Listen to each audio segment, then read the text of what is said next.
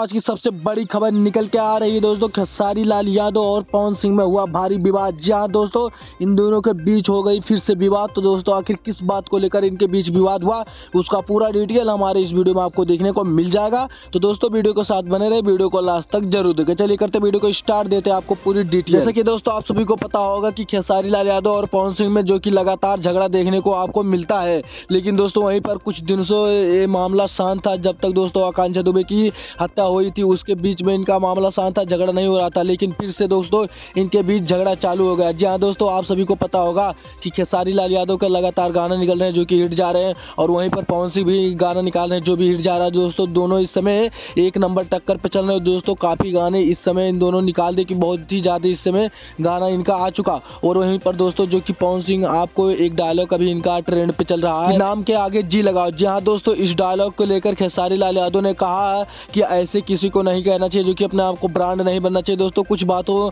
खेसारी लाल यादव का है जिससे पवन सिंह को हर्ट हुआ और पवन सिंह को बुरा लगा। उससे दोस्तों पवन सिंह बढ़ के खेसारी लाल यादव के ऊपर उन्होंने कहा कि मैं अपने आगे नाम के आगे जी लगाऊं या कुछ भी लगाऊं, तुमसे क्या लेना देना है, जो कि तुम अपना काम करो। जी हाँ दोस्तों, ये सब एक नया मोड़ इनके बीच में झगड़ा ले ही लेता, कुछ ना कुछ विवाद होते रहते हैं। दोस्तों इन दोनों लोगों के बीच हमेशा बवाल आपको देखने को मिल जाता है। जी हाँ दोस्तों, इनके बीच भी बवाल हमेशा होता रहता है।